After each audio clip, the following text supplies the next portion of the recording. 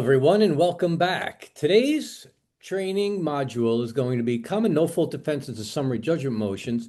This was at a specific request from one of our clients, and they were asking us to provide them with just a little bit more information and details on what goes into our motions, how they're organized, and the exhibits that accompany them. So we're going to go through some of the common defenses that we see most often. Today, I have with me my partners, Christina Carollo and Christina O'Shea. Hi. Hello, everyone. Hello, everyone. So there will be no proprietary information shared here. We're not going to be sharing our forms or our affidavits or anything like that. Just what any good motion would have included in it. That's what we're going to be going over. So let's jump right in. Our first is the defense of lack of medical necessity, and there are two kinds. Generally speaking, we have our peer review and we have our IME.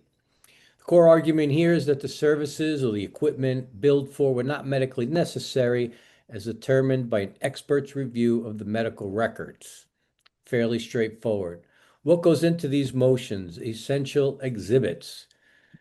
Exhibit A, if the pleadings, what happens if the pleadings aren't there? Motion denied. We've Denied. seen this. We've seen this with other plaintiff firms who make motions, sometimes leave an answer out, sometimes leave the pleadings out.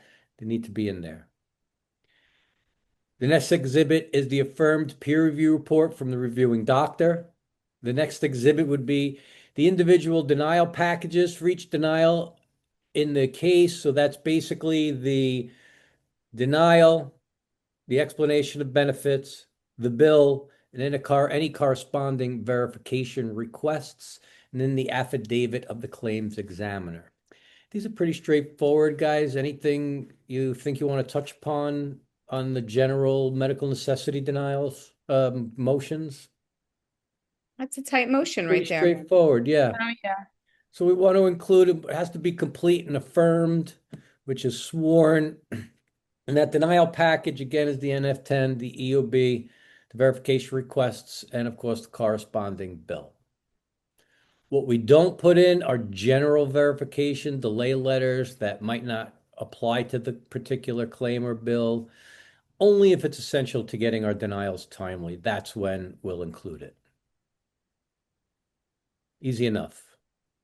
What do Easy we enough. usually see with oppositions? If there's on a medical necessity motion, if there's an opposition that includes a medical affidavit from the plaintiff, we will often wind up with an issue of fact.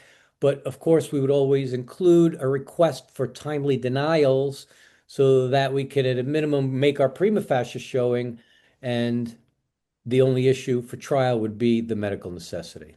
We see And that that goes a long way. That alleviates the requirement for the examiner to come and have to testify to get those in. So that's great. We That's also that's a win right there. yeah. we also always take a look at, sometimes they'll include an affidavit from a medical provider, and we want to make sure that at the very least it's the same specialty as the Right. doctor that we had who denied. Sometimes, that's easy to miss. Right. We don't miss it. I think that's on our checklist really, Mhm. because then that's not an affidavit that's going to refute ours. Right.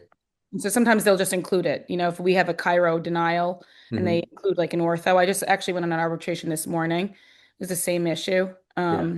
And so my argument there is that it doesn't refute our showing. We do And we like to pay see Does attention to it? those things. It's It not automatic. In it. other words, it's not automatic just because they have a competing affidavit in their Mhm. papers. Right. Agree. The another common one, another lack of medical necessity is the IME. This is basically the core argument here is that the services or equipment billed for not medically necessary as determined by an in-person independent medical examination.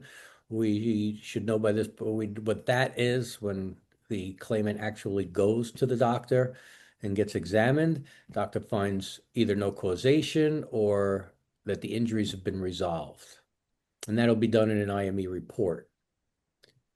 The essential exhibits there, again, Exhibit A, it's usually going to always be our pleadings. I know for us, Exhibit A is always our pleadings, or summons a complaint and our answer. The affirmed IME report from the examining doctor. Again, here we're going to have a general denial because we're denying claims going forward based upon the specialty. So the general denial will go into our motion as an exhibit. The individual denial packages again for each bill, and of course, our claims examiner affidavit. Now, when we do a motion, the documents need to be in admissible form. And obviously, if we have here, let's say, our denial packages, the denial is not sworn to. The way that we do that is that the denial goes in an exhibit, and then the examiner affidavit attests to the fact that that is the denial that they mailed. Mailing procedures we went into in a different video format, but those are all strictly complied with. What to include? The IME report. We need it affirmed, sworn. The denial packages, the NF10 EOB verification requests, corresponding bill. Yeah, one thing to look for, I Yes. think, were you in thought, Michael? Yep. One thing to look for is always with the general denials is to make sure that they're mailed to the assigner at the address that is listed on the no fault application. And more importantly, you want to see if it matches the one on the bill, Right. because even though we argue with the no fault application, we may need to, in a reply, attach the no fault application because sometimes they have multiple addresses for the assigner, because the purpose of the general denial is to notify them that we're cutting off your benefits, which is the whole Right. basis of our denial. So that's something always important to look for. And you want to make sure that the provider that you're dealing with in that specific case is also listed. Sometimes the general denial that we have our hands on, sometimes two general denials go out, and one is going to the assigner and or the attorney, and then one is going to a list of providers. We want to make sure that we do have the one that went to that particular provider. There Not will be not some, fatal, not fatal if we Right. don't, Right. right? But if we have it, we like to include it. Right. because there are times where the examiner is not aware of that provider at that time. Mhm. That happens a lot with surgeons because surgeries are more later on in treatment. What to exclude? We don't exclude any IME scheduling letters unless we need them to get the denial timely. It's very rare. I don't think I've ever actually seen that situation. But we do want the verification requests in there to have the proper toll links. Of course, everything starts with a timely denial. Sometimes plaintiffs and applicants like to argue that we did not include the reviewing records for an IME. Right. We don't need to include the reviewing records for an Yeah. IME. That denial is based on their physical examination. Hmm. Sometimes they'll make that argument and hope that a judge or an arbitrator will buy it. But Hmm. a peer review, we do on the motion side, we want to include those reviewing records, or at least in exchange if we're going to trial. But for the IME, we do not have to include those records. That's almost like a courtesy that he also reviewed. It's an added bonus that he reviewed or she reviewed Right. records We for don't that patient. we don't include the reviewing records on a peer review medical necessity motion either, but we do in arbitration. Right. And in trial, Yes. when we go to trial, we do Yes, of exchange. course, trial. And of course, it is because of our constant opposition to their arguments that we should be attaching the reviewing records. They tried to make that a Yeah. requirement in the motions. Well, Yes. it always depends on the day and the judge because we could win that argument 100 times. You get a particular judge on a particular day and they go, oh, that's interesting. So Welcome we to know. move case by case. All right, so medical necessity, those are your two basic motions. Let's move into a failure to cooperate. And there are several different types of motions for failure to cooperate.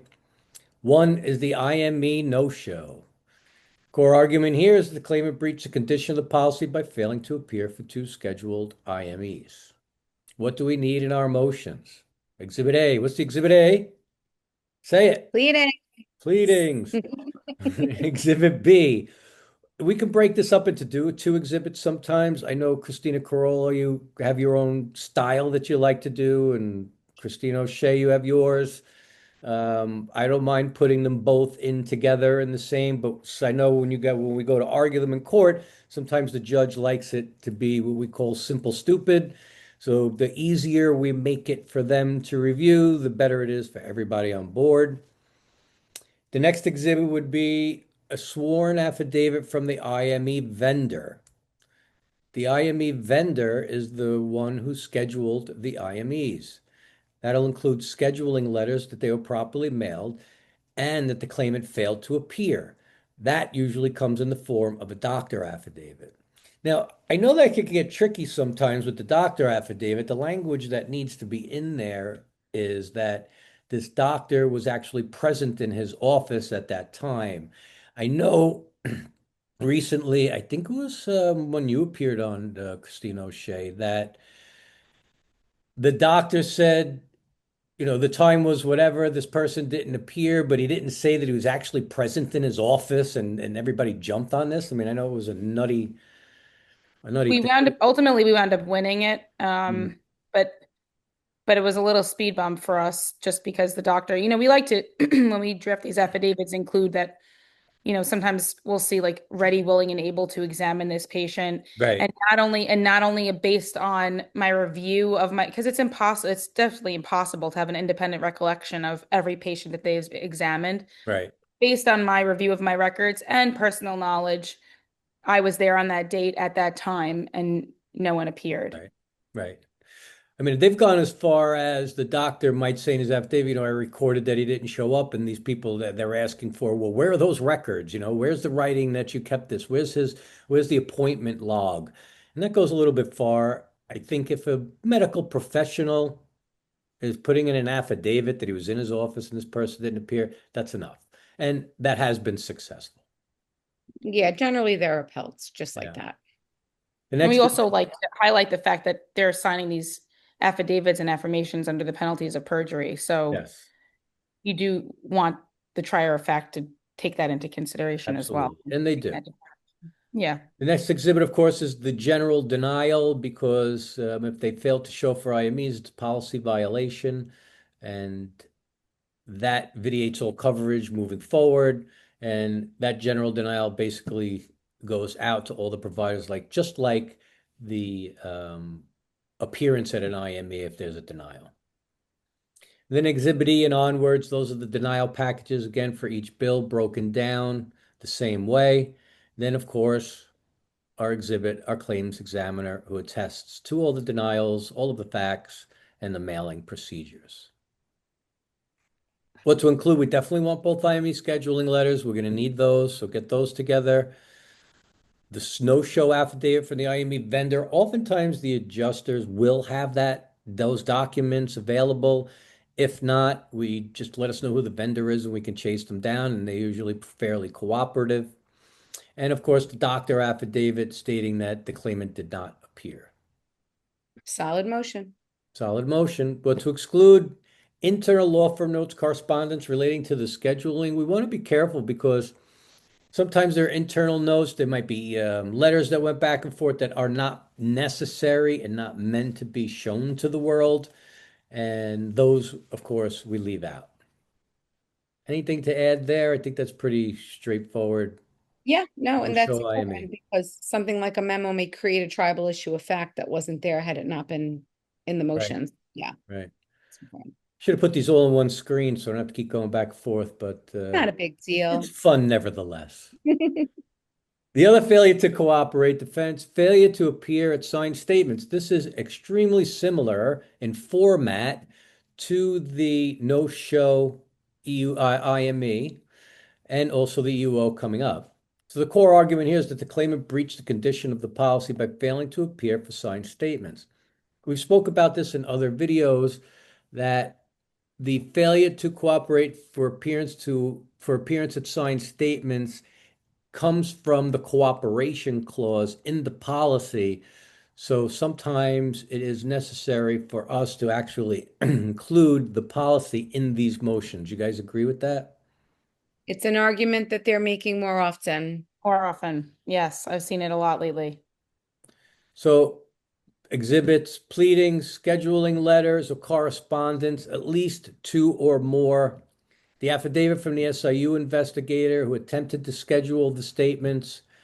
The general denial, again, the general denial with the language in there that they failed to cooperate, the individual denial packages, and I think we want to add in here the policy, or at least the the pages, the policy, so that we could show that there is an actual cooperation clause in there. Yeah, I mean, we've won without it being there, but they're Yes. definitely, it's becoming more of a trend for them to argue it. And it's only a matter of time before there's an actual case that denies our motion on that basis. And then we'll Yeah. have to scurry around and try and, Yeah. correct all the previous motions. So yeah, we might be changing something right this moment as doing this lecture. Yeah. We definitely want a detailed affidavit from the SIU at their attempts at the cooperation because a couple of letters may have went out, but from the SIU work that I've seen, they're fantastic and they're very diligent in updating their notes. And we see phone call made, left voicemail, phone call made, put on hold for 5 minutes, hung up. Phone call made, they blew me off and schedule, and you go through the list and we put all that information into our SIU affidavit. The more effort that we show that we made, the better it's going to be for their non-cooperation because their non-cooperation has to be willful. So they have to actually know about it and say, blow it off, basically. Like, I'm not showing up. The ideal scenario that we like to see in those SIU files is correspondence with the actual attorney, right? And so then it's almost like the buck is passed to them because half the time they can't get in contact with their client or, Yeah. there's details about the conversation that they had with the paralegal. Hmm. They can't locate their client or they don't want to appear, so on and so forth. So if we see that, we usually like to highlight that in oral argument is, Hmm. they were even in contact with the attorney's office and, Right. they couldn't get their hands on this person. Right. Yeah. So from the adjuster's point of view, when you guys are putting this stuff together, you want to get us all those information, the SIU logs, the NESIU reports with detail, the specific the specific steps that were taken so that we can then take that and put that into the SIU affidavit. And that's in addition to the examiner affidavit, which of course is, again, our denials, mailing our denials out on time. Yeah, they also attest to where the addresses are obtained, which is also very helpful because we need to establish that the addresses, of course, are correct when we're sending out those notices. Yes, that's an excellent point. We do need to establish those addresses because that has been an issue. Oh, you Yes. sent it to an address. Where'd you get the address from? We want to show where we got it from. Yes. But to exclude again the internal SIU reports, those reports that you send us or you send the attorney that detail the internal SIU investigation, we do not put those in our motions. That's our information. And our law firm notes correspondence relating to any scheduling, that also doesn't go in. And that's very similar next to the failure to cooperate for EUOs. Now, the EUO no-show is very similar to this defense in its structure. The core argument here is the claimant breached condition of the policy by failing to appear to duly scheduled examinations under oath. Our exhibit list, again, we don't always put the policy in for EUOs because that's part of the regulations. And it's almost a silly argument in my mind for a plaintiff to make the argument that we didn't put the policy in because it's part of the mandatory endorsement. And the actual policy that they're bringing this claim under must contain the endorsement to be valid. So if they're saying that it's not there, then they're saying that the whole policy is not valid. It's kind of silly. So we have won these consistently without putting the policy in. You guys have seen that as well, correct? Yes, but there is one firm that has been making that argument, and the judges actually entertain it, and it worries me a little bit. But yes, I know exactly what firm and exactly what venue. I know, exactly the attorney also. Yeah. Tell us the Yeah. venue. You could Queens. say the venue. Let's leave the attorneys in peace. Queens has been slowly but surely buying that. Hmm. But again, what Michael pointed out is that, if they don't have that policy, then how are they don't have no standing to make the claim in the first place, right? And that's my argument. And some judges follow the path of logic and some Yeah, judges unfortunately don't, you yeah. know. I just it's a logical position to take. The policy under which they're making their claim contains a mandatory endorsement. If they're saying that that's not it, then the policy is not valid and they need to dismiss their action. So Right. I'll sign the stip. Right. Right. So Exhibit A is one, two, three, pleadings. Mm. Exhibit B, our scheduling letters. Again, you can break those up into different exhibits. Exhibit C would be the certified transcripts from both the scheduled EUO date showing the non-appearance. Exhibit D, an affidavit or affirmation from the person who mailed the letters attesting to proper mailing. Again, best practices using standard mailing procedures. We went over this in our office. I'm usually the one who takes the EUO letters to the mailbox just so that there's no issue and it's much cleaner that way if I just do it myself, which I don't mind doing. Then a general denial goes out based upon the non-appearance. Of course, our denial packages for each bill in the suit and our claims examiner affidavit. The certified transcripts, the way we try to do it, of course, there are other ways that it can be done, but the way we try to do it is whoever appeared, the appearing attorney was at that EUO no-show and put the statement on the record, that's generally the attorney we try to have draft the motion so that that attorney then can say, here's the transcript of the non-appearance. I'm the one who made that statement and it's accurate. So we have, believe it or not, arguments, and these have been arguments that have been bought by the court that, oh, there's a no-show statement certified by a court reporter, but there's still no proof that the person didn't show that this is real. I know it's a little bit silly, that argument, but they have been judges in courts that have actually entertained this. You can see I'm breathing slowly because of the frustration of some of the, some of the arguments. But generally speaking, that's the way we do it. To avoid stuff like that, we come across issues. It's something new in this no fault arena every day. It's complex, constantly moving, constantly changing, new attorneys, new arguments. And as something comes up, if we get hit on something once and we can easily modify it to avoid that issue forever, we try to do that to the best of our ability.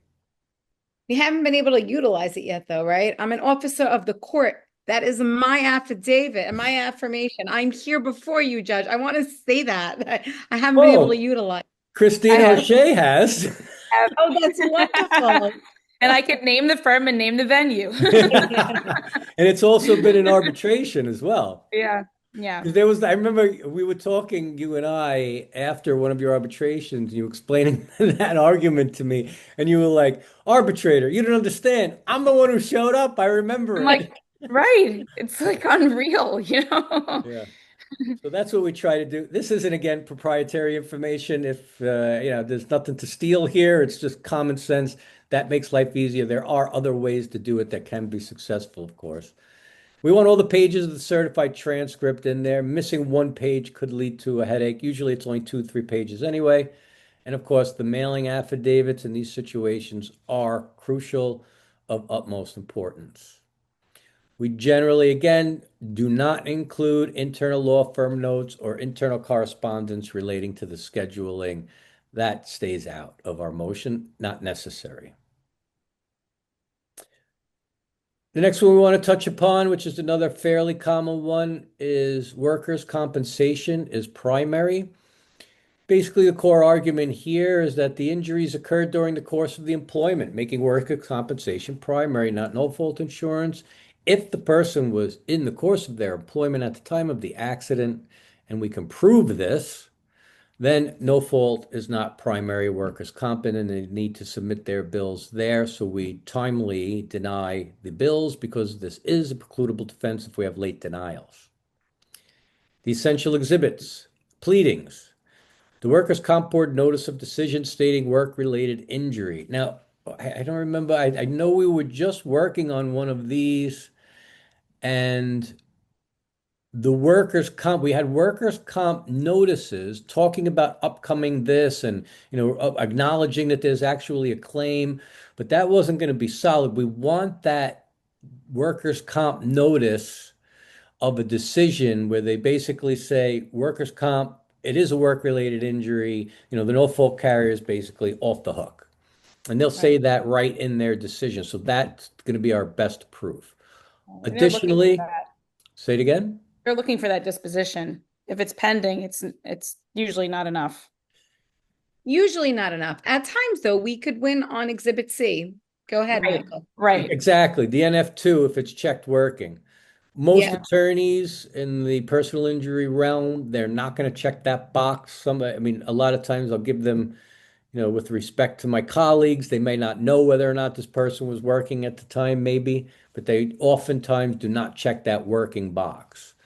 So, but if we have an NF2, that alone should be enough. Hmm. Sometimes in the description portion, they'll add it in. I was driving for Uber and then we see that and we can grab it Right. there, you Yes, know. we've done That gets many. a little tricky, KO. Well, KO was my nickname for her. It gets a little tricky because with Uber, the app needs to be on. So, so that gets a little tricky. Yeah, but we deny it anyway and then Mhm. let them oppose it. We prove it back to us Yeah, that because that's we know they were working and they know they were working. We've done a lot of EUOs. I know Christine O'Shea, I think you've done too many to remember EUOs on Uber never too drivers, many. Never too knowing, many. how to find out what they were doing, if they were working, was their app on. I actually know way too much information about how much money they make. You're right. I And they know. They work don't do hard, it I'll tell you fairly. what. It's not an easy job. All right, the next would be the general denial, of course, because now this goes out as workers' comp being primary, a general denial will go out. The denial packages, again, for each bill containing all that information, the verification requests, the NF10, the EOBs, and of course the bills, the NF3, then our examiner affidavit that's going to pull it all together for us. What to include, of course, the complete workers' comp board notice of decision, if that's available, and the NF2 if it's checked working at the time of the accident. What not to include, general workers' comp correspondence, if it doesn't contain the final decision, unless that's all we have to go on, because maybe the workers' comp decision hasn't come down yet, then we put in as much information as we have. Of course, doing an EUO is going to be our best option because that'll tell us if the person was working. We can question them. If we don't have that, then general correspondence we make our best with. And by all means, don't hesitate if all you have is an email from another carrier or something saying this is a work-related injury or it happened during the course of their employment. We will still try and make a motion and use that as evidence. I mean, we've definitely had some situations where I remember an email specifically where there was a compensation board number, and that's all we had. It was You know, arbitration, a more relaxed forum, but we yes. Mhm. What was it? Still, Arbitration. still worth the pursuit, What's right? that? Yeah. So it's still worth the pursuit. Exactly. So although that's what we need for a perfect motion, there's definitely ways around things. Next, defense of material misrepresentation and fraud, one of our favorites. Not our favorites because people shouldn't be committing fraud because it's dangerous and deadly, but aside from that fact, material misrepresentation, there's a laundry list of things that could potentially lead to a material misrepresentation. Um, Whatever that is, that's going to be internal to the insurance carrier. And that's another story for another day. I think we could do an entire seminar on material misrepresentations and fraud. But once we have those denials, the core argument here is that the policy's either void or there is no coverage because the claim's invalid. There's fraudulent actions, material misrepresentations. There might be a staged accident, things of this nature. Essential exhibits here. Again, your pleadings, the sworn statements or affidavits with conflicting info. Basically, that is what do we have? A lot of times, these fraud claims and material misrepresentations are done circumstantially. So there is no aha moment where somebody says, "Oh, I committed fraud." Although who did we was that you, CC, the one with the where they actually we had the EUO and the woman was like, "Oh yeah, they were running a fraud ring under my name." Oh, that was me. Oh, that was Christine O'Shea, yes, but I heard Remember the that? story. Crazy. That That's was a wild, rare. that was a wild, wild, Yeah, wild that was a case. wild ride. But I tell you what made that even more fun was, our SIU involvement with our client and that one. And he was just like, They were fantastic. They were really good at what they were doing, putting this thing together. I think that was a she. I don't want to misquote myself. All right. So the sworn statement or affidavit conflicting info, this is whatever it is, whatever we have. Send us what you have, allow us to go through it and cherry pick what we want to put into the motion. So that gets tied together by our SIU affidavit detailing the investigation and what we have. The SIU investigation and affidavit, it's going to list any inconsistencies the best that we can. We want to give them as much information that we have. A police report, we don't usually put that in all of our motions, but it can be relevant. If it is, we include it. Although not admissible, we can refer to it as part of the claim file, often submitted by the providers or by the claimant themselves, so we can use that as an exhibit. This gets a general denial because we're denying all future claims. Any other proof? Any other proof can be exhibit F through Z sometimes. It all depends. And that could include transcripts, could include deposition transcripts from a personal injury case, AUO transcripts, signed statements, recorded statements, things of this nature. If we're going with signed statements or recorded statements, they need to be notarized. They're not notarized. We try and circumvent that by having the SIU or the person who took the statement say, hey, I took the statement, I sent it to the person to be signed. They never signed it, but I remember this, and this is an accurate record of what transpired in the conversation. I think we saw that. Oh, I try to recall all these cases. I do remember seeing that maybe 2 months ago, where we had the SIU affidavit attesting to the statement because the person didn't sign it. It was actually successful. You guys remember that? One of you guys appeared on it. This, I'm talking we about use the CPLR section that governs deposition transcripts. Is that what? Yeah, we did that. That was pretty recent. Yeah, we were trying to it was something like that. And the SIU affidavit, the examiner had to testify, had to set forth that, I took this statement. Then a lot of times what happens is the SIU person who conducts this investigation and gives us the affidavit, it's not always the same person who took the phone call. So if we need to use the person who took the phone call to get this statement into evidence or as submitted as admissible proof, then it'll be two different affidavits. So that might be an additional exhibit there. Of course, our individual denial packets and our favorite claim examiner affidavit, we always close out with that because that just wraps everything up, including our denials. And not to pick favorites, but if I have to compare them with other defense firms, ours is the best and solid. We Oh, worked hard on the that's not affidavits. even a question I don't even think about that stuff because it's so clear. And we have the most fun. Look how happy KO is today. Look, she's smiling. And you know what? Actually, that's true because you do hear like chit chat in the courthouses, and they always say that they don't like going up against us like we're like the worst one to go up against. And I Well, think it's for that reason. because we're firm, our documents are generally rock solid, but we're kind, so we don't get aggravated. So, I mean, I think the three of us have that going because your emotions, once they get involved, that can flip. But we also defend it to the death, whereas I feel like sometimes and not to knock anybody professionally, we do fight to the end. I know You that. know, this is another topic, and we're going to do a series, all of us, on, just dealing with life in general and work stuff. But what I've seen in our clients, a lot of them, especially the individual examiners, is that they treat it like it's their money. Like Mm. they'll fight for $10. I mean, if the settlement, if it's a $1,000 claim and we can settle it for 850 and they're at 800, they're gonna fight you for 25. They want it in the middle.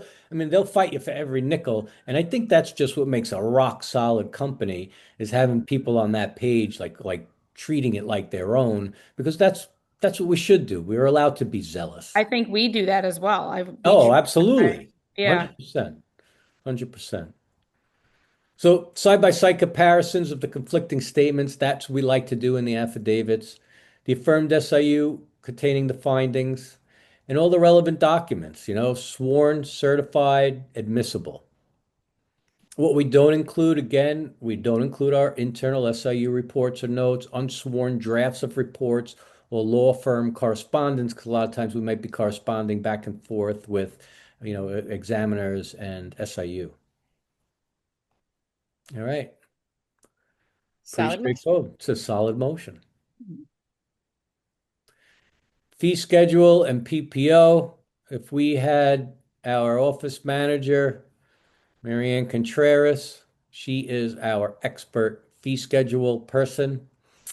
And the core argument here is that the bills were properly paid and denied in part because the amounts charged exceeded the rates permitted by the New York State Workers' Compensation Fee Schedule or a PPO contract. The Workers' Compensation Fee Schedule covers the billing procedures and what they're allowed to bill, and it is rampant the amount of overbilling that takes place. I will give some credit. It happens. I make mistakes. People make mistakes. Maybe they build it under the wrong code. But for these things to consistently happen where they're overbilling, it's an issue. And, internally, and so a lot of these bills go out to third-party vendors to do the adjustments and to give us our EOBs. They do a fairly good job. But to prove them what we need, of course, again, in our motions, we're going to be doing a pleading. Proof of payment, we need copies of the canceled checks. That's going to be key if we did make partial payments.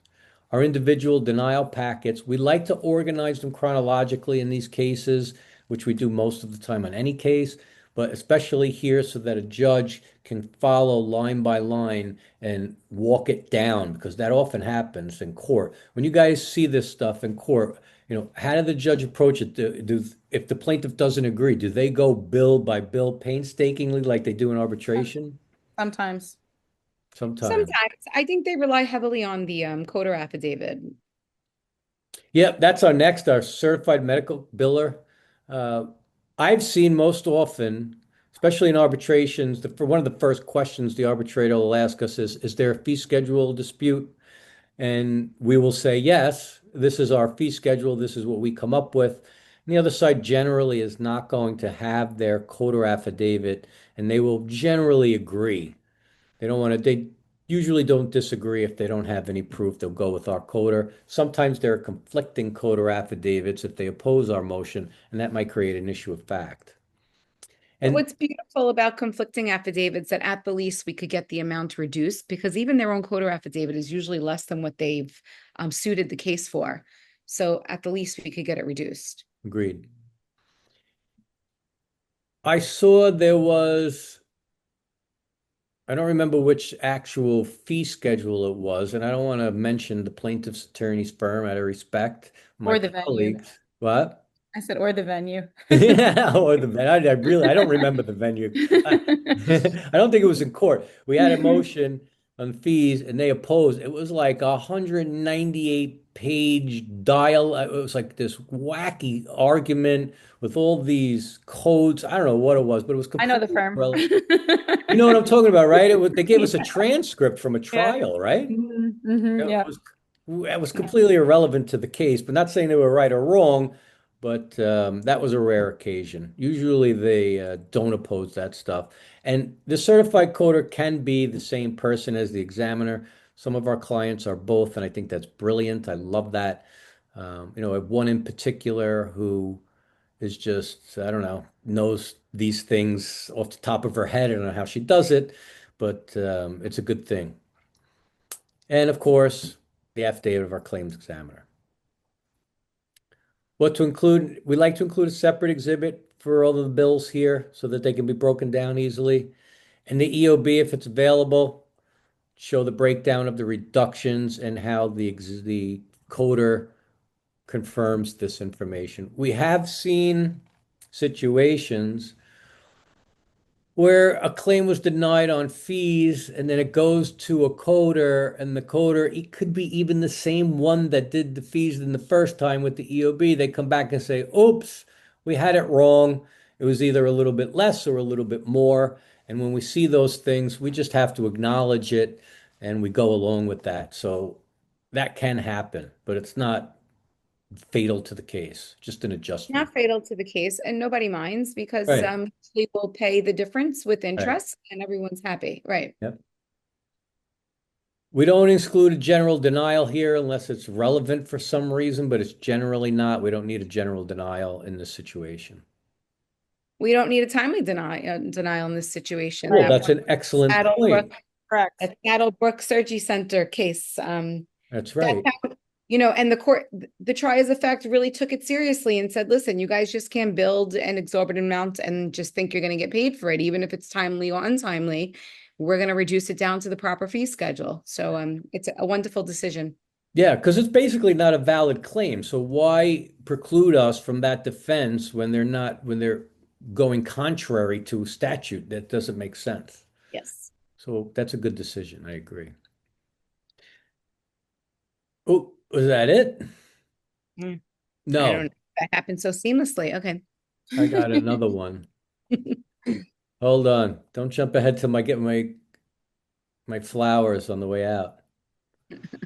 Other defense. I love rainbows and flowers. I can't. I'm man I'm enough to already admit that. smiling from that picture. Real men wear pink. Yeah, you got that.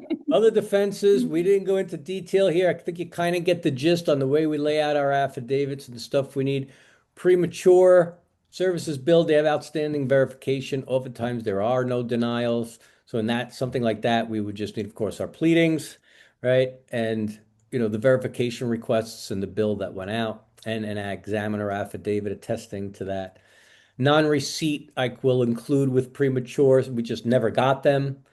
That is based basically on an examiner affidavit attesting to their review of the business records and the computer systems. They never got the bill.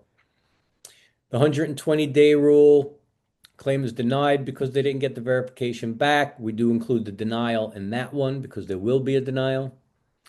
45-day rule wasn't received in time, was received, 60, 70 days later after the date of service and not the 45 days that they're required. Policy cancellations, we're going to want to include the policy likely in this particular scenario. Oftentimes we see where an accident's after the policy is finished or someone canceled the policy, things of this nature. So any type of policy cancellation, we do, of course, always want a timely denial. Unless the policy is canceled, I mean, that's an arguable position, but we want to get denials timely. There's a lot of, I guess we can say a bunch of other reasons why these claims might be denied. But overall, these 9, 10, 11, 12, 13, those are the main reasons that we see most often. Yeah, most common for sure. Yeah. You guys have anything you want to add before I go to my thank you page? I don't think I do. I Easy? do want to say one quick thing. Yes. I think it's important to pay attention to is that sometimes we'll see services that we'll go back to the first two slides for medical necessity for the peer review Mhm. and the IM. When we're denying medical services that we're billed for, we want to pay attention to really the tools that are used. Peer review is used to deny services that were already billed retroactively, whereas IMEs should be used to deny services prospectively. And sometimes we'll see peer reviews being used to deny services prospectively. And we wanted the examiners and the adjusters to understand that arbitrators and judges really do not favor this. Plaintiffs and applicants' attorneys are all over that argument. We call that, we gave that a term like a decade Piggyback. ago, piggyback, Piggyback. right? Piggyback, right? Piggyback peers, they do not like them. And also, even if our medical opinion is solid, it really is a toss of a coin as to whether we win on those. Hmm. Um, and so really that's something to definitely pay attention to, I think. Just Well, how you're denying a lack of medical necessity. right, because let's just say, I don't know, we'll call it shockwave therapy. And we have a peer review, and the peer reviewer may say this particular shockwave therapy on this date was not necessary, and any future shockwave therapy is not going to be necessary either. And then we deny based upon that peer review stuff down the road. Arbitrators and judges have said, well, how do you know he didn't need it this time? Mhm. What's to show that this person didn't require it, or, it might not be beneficial to them. So we do see a lot of that. Yes. And, before we conclude too, let's just briefly talk about opposition to these motions. Opposition to these motions on our lack of medical necessity defenses are going to be medical affidavits and contemporaneous records, especially in arbitration. Contemporaneous records showing if the IME was January 1st, they want to show treatment records as a provider from maybe November to February, showing that this person had ongoing treatment, and an affidavit. Sometimes they get their own peer review to combat our peer review. That's likely going to be enough to find an issue Create a trial with or that. two. Yeah, Yeah. for sure. On the IME no show, if our documents are rock solid, there is no opposition. We win. The only thing they could jump on is our mailing procedures, which is generally what they'll do. They need to be perfect. This just quite frankly, we're not always perfect. We strive to be, minimizing human error, but these got to be perfect. Similar with signed statements. These leave a little more wiggle room for the plaintiffs in opposition because it's not as clear cut often, when they were scheduled, what their failure to cooperate was. Do you see any special opposition? No, that's pretty much what they're going after, right? Yeah, I mean, sometimes they try and say that the encounters by the SIU investigator isn't enough and there should be Right. sworn documents, but And a lot of these times they'll say there should have been an EUO. We've seen that. that might be a whole nother recording also. I think Yeah, yeah, definitely. I think we did that already, but we it discussed definitely it is. briefly, yes. And the oppositions we see to the EUOs, no shows, again, that's rock solid. If we get our stuff right and it's done tight, they really can't oppose it. There's not much. If they're going to throw in an op, they'll just say a generic, we didn't mail it properly. Yeah, there's nothing additional we could provide. It's Yeah, basically just attacking the evidence that we yeah, have already submitted with right. respect to its admissibility. Yeah. And Workers' comp. it all starts with the timeliness of scheduling that EUO. Right? So Yes, like that's another one for another series. Oh, okay. Yes, that was something. That help we've help you help seen. us. Help us help you. The timeliness of the EOs and that whole verification process, that's another section that we did previously. I think we could probably go into a lot more detail on that to get that stuff tight, but that's critical for sure. Hmm. Workers' comp, I mean, if it's workers' comp, it's workers' comp. There really could be no opposition. If we Hmm. have the documents that we need, we have that workers' comp's decision saying, yes, this person was working, it's pretty rock solid, as long as we have a timely denial. I mean, plaintiffs or applicants, they are hardly combative when it comes to this, Yeah. yeah.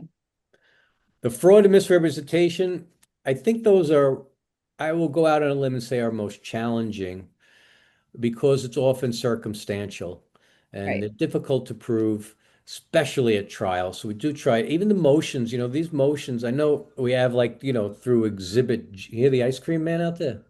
We don't hear him. Ah, he just passed by. Diddly diddly dee dee dee. So Dun, dun, dun, dun, dun. Go yeah. ahead. So a lot of times these motions, I mean, we've had motions go well through Exhibit Z up to AA, BB, and, just because there might be 20 bills in there or something. So we leave room for them to oppose and just attack our arguments, our facts, that we didn't prove our facts. Fraud is a super high standard that we have to meet. So those are our most challenging. This fee schedule, our oppositions, they'll oppose with their own code or affidavit. That's pretty much once we get the code or affidavit in and they have one, it's going to be an issue of fact for trial. Usually results in some type of agreement in the middle. Which is nice. At least we could get it reduced. Yeah. Exactly.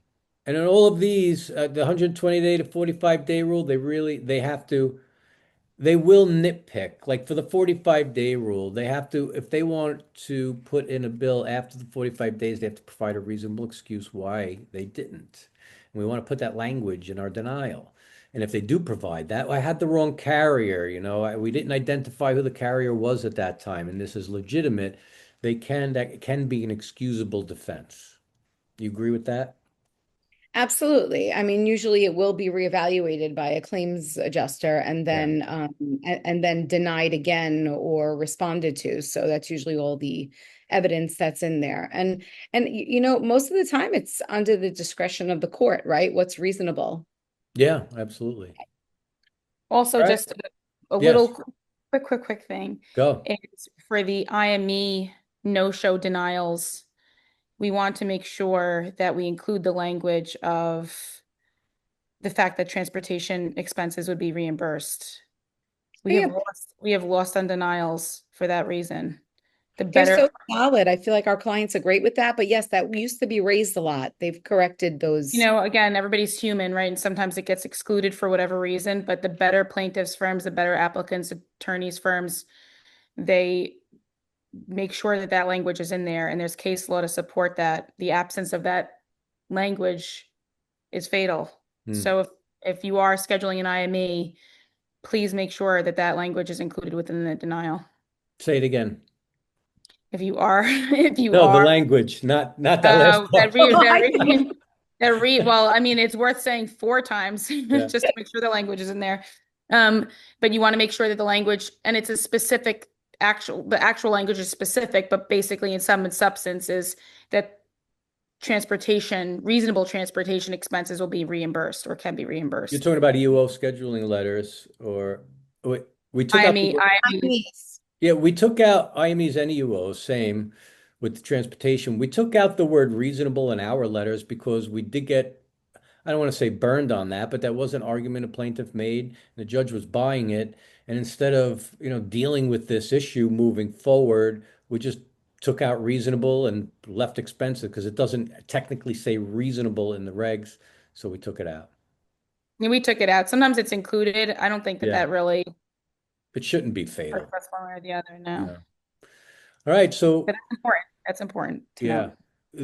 So I think we accomplished our purpose, just to give you guys an overview of what we do and how we structure our motions. If you want some details, we'll go into our affidavits, our examiner affidavits, mailing procedures. Of course, just reach out. Any questions, just let us know.